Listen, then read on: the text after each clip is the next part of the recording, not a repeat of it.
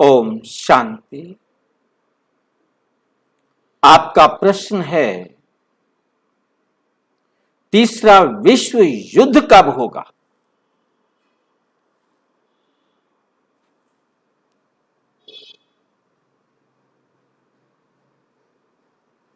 ये आपका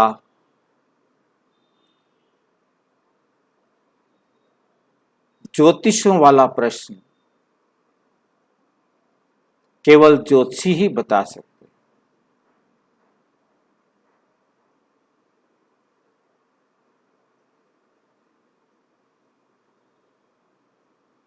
इस प्रकार का प्रश्न अलग अलग भाषा में अलग अलग तरीके से बहुत सारे भाई बहन पूछते हैं, विनाश कब होगा?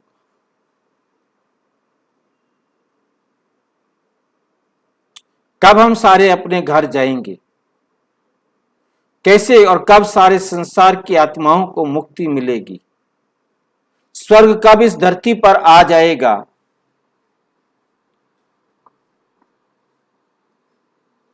पूछने का तरीका सबका अलग अलग होता है, परंतु इसके पीछे जो मंशा है वो यही है कि हम सारे संसार की आत्माएं घर कब जाएंगे। वो कयामत की रात, वो आखिरी रात, डूम्सडे, खुदा के सामने हाजिर होने वाला समय कौन सा होगा?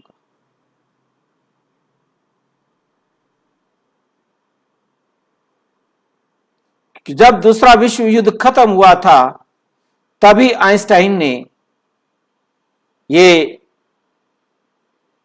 समझा दिया था, अपनी अभिव्यक्ति दी थी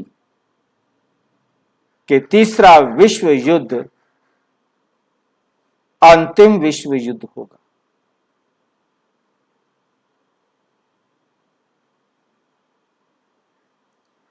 पहले तो कुछ बचेगा ही नहीं, और यदि कुछ बच भी गया,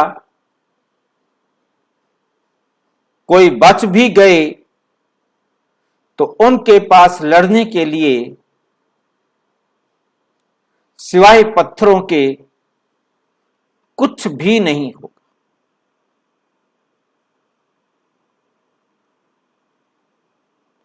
इसलिए आपका पूछना कि तीसरा विश्व युद्ध कब होगा, ताकि हम समझ जाएं कि अब इस संसार से घर जाने का समय आ गया है।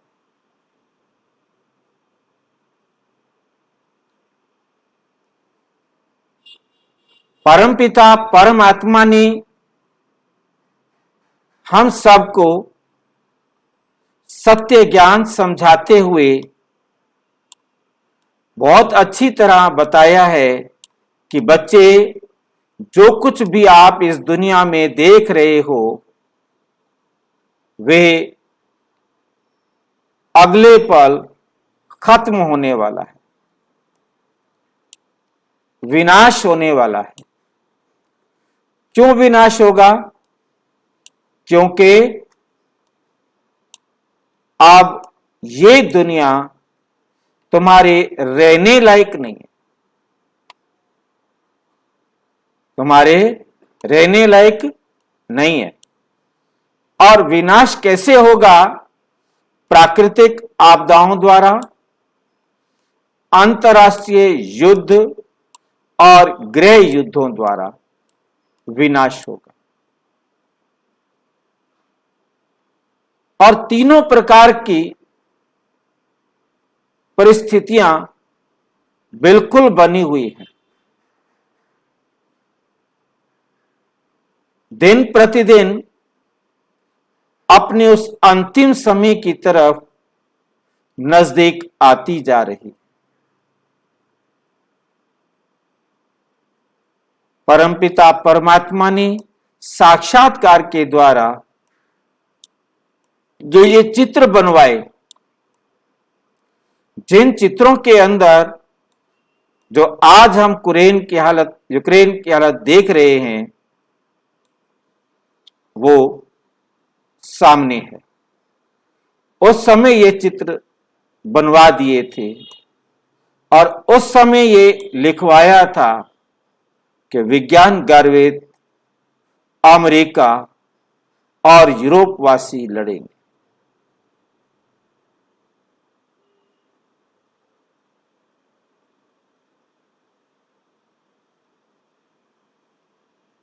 और उनकी लड़ाई के लिए इन दो ही देशों को विशेष रूप से आमना सामना दिखाया था। और ये दोनों देश इस पृथ्वी का विनाश कराने के निमित्त बनेंगे। उसके बाद गृह युद्ध आप देख रहे हैं, परमपिता परमात्मा से जो विपरीत बुद्धि भारतवासी वो आपस में लड़ेंगे, जातिवाद पर, धर्मवाद पर, वर्गवाद पर। अनेक प्रकार की जो भ्रांतियां एक मनुष्य से दूसरे मनुष्य में भरती जा रही हैं, ये भी परिवर्तन के लिए, विनाश के लिए जरूरी। और इस रूस के जो यूक्रेन पर आक्रमण है, इससे भी सबको लग रहा है, सभी इस बात को महसूस कर रहे हैं अपनी अपनी समझ के मुताबिक कि अब ये तीसरा विश्व युद्ध होगा। कब होगा, इसके लिए परमपिता परमात्मा ने सीधा स्पष्ट किया है कि 1 सेकंड पहले नहीं बताऊंगा। परमात्मा ने कभी नहीं बताया कि कब विनाश होगा, कब परिवर्तन होगा।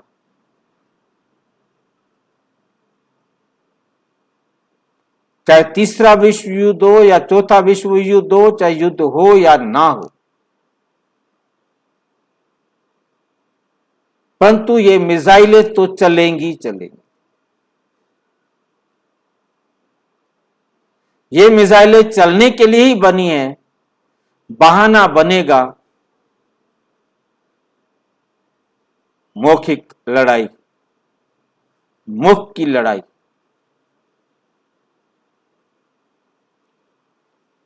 अभी मैं जैसे न्यूज को देख रहा था, तो उसमें यही सब बताया जा रहा है कि किसके पास कितनी मिसाइल्स हैं। रूस के पास सबसे ज्यादा हैं, अमेरिका के पास भी ज्यादा हैं, बाकी सभी देशों के पास। और एक मिसाइल यदि रूस ने चलाई तो 5 देश 5 मिसाइल उसी सेकंड चलेंगे, एक ही बटन के साथ वो भी पांचों चलेंगे। और यदि ये सारी मिसाइलें चलती हैं तो इस पृथ्वी का समूल नाश हो जाता है। पृथ्वी पर कुछ नहीं बचेगा। और इसका टेम्परेचर इतना अधिक होगा कि प्लेटिनम जैसी हार्डेस्ट मेटल भी लिक्विड में हो जाएगी।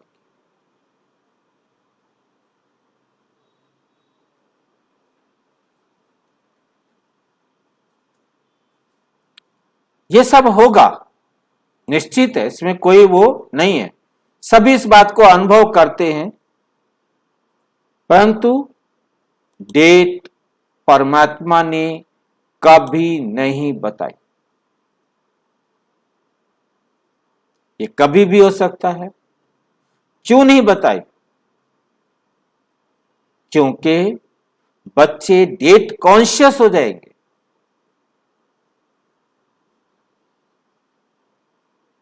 ये नजारे, ये दृश्य, ये बातें, ये घटनाएं हमें तैयार करने के लिए प्रेरित कर रही कि हम अपने आप को इस योग्य बना लें, क्योंकि इस नरक के बाद स्वर्ग आना है, तो स्वर्ग में जाने के लायक तो बने ना। बिना लायक बने हम स्वर्ग में जा नहीं सके।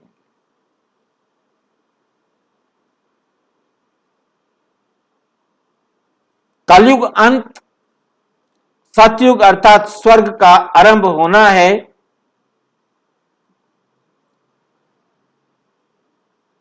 इस आग के साथ सारी सृष्टि एकदम साफ हो जाएगी, शुद्ध हो जाएगी।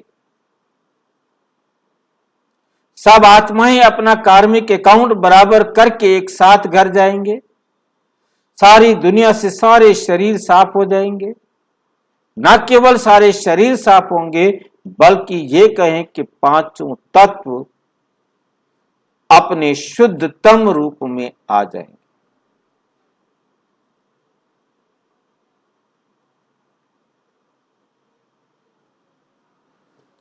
जो दूसरा कारण प्रदूषण है,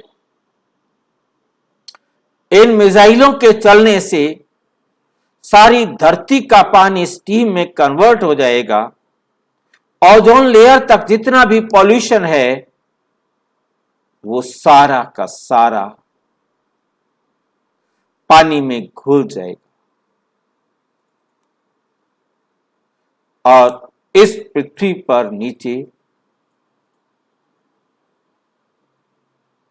पॉल्यूशन खत्म होते ही ओजोन लेयर रिपेयर हो जाएगी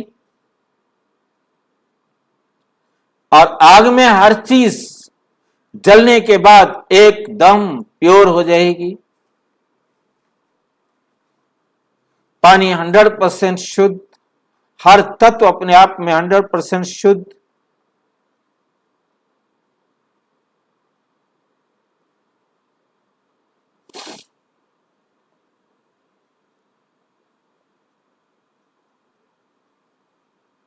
तभी तो स्वर्ग आएगा। परमात्मा के सामने सभी आत्माएं एक साथ हाजिर होंगी और एक ही सेकंड में अपना रिजल्ट डिक्लेयर करेंगी और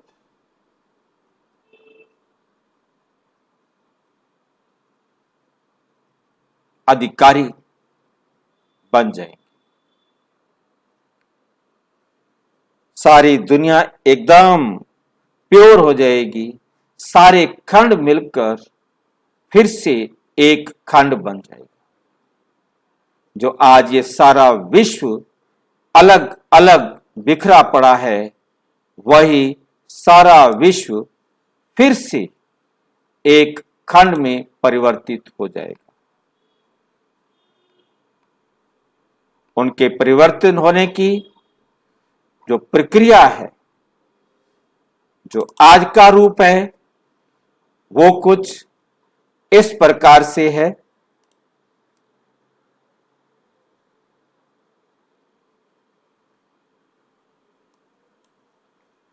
और यही रूप बहुत ही जल्दी अपने रूप से बदलकर सारे खंड एक हो जाएंगे, जिसे ज्योग्राफी साइंस में हम पढ़ते आए कि एक पेंजिया था।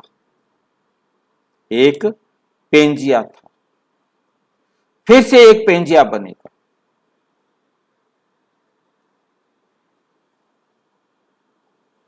सभी खंड मिलकर के एक खंड बन जाएंगे। सब कुछ प्योर होगा, तब ये पुनः स्वर्ग बनेगा। इस स्वर्ग के लायक बनना है, जिसके लिए गाया गया है कि भारत सोने की चिड़िया। ये वो भारत था जहां चरित्र 100% श्रेष्ठ सब देवी देवता थे।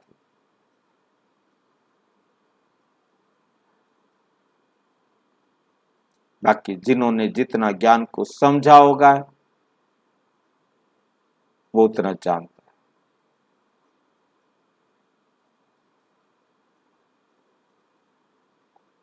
पेंजिया जो टुकड़े टुकड़े हुआ आज से 2500 साल पहले, वही फिर इस तीसरे विश्व युद्ध के बाद जुड़कर एक खंड बन जाएगा, जहां लक्ष्मी नारायण का राज्य होगा, जिसे हेवन, स्वर्ग, बहिष्ठ कहा जाएगा।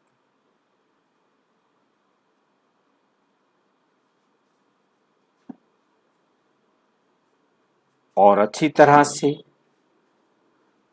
समझना हो, ईश्वरीय ज्ञान को जानना हो, स्वर्ग के लायक बनना हो, तो इसी वीडियो के डिस्क्रिप्शन बॉक्स में जाकर आप देखेंगे, आपके हर प्रश्न का उत्तर वहां दिया हुआ है।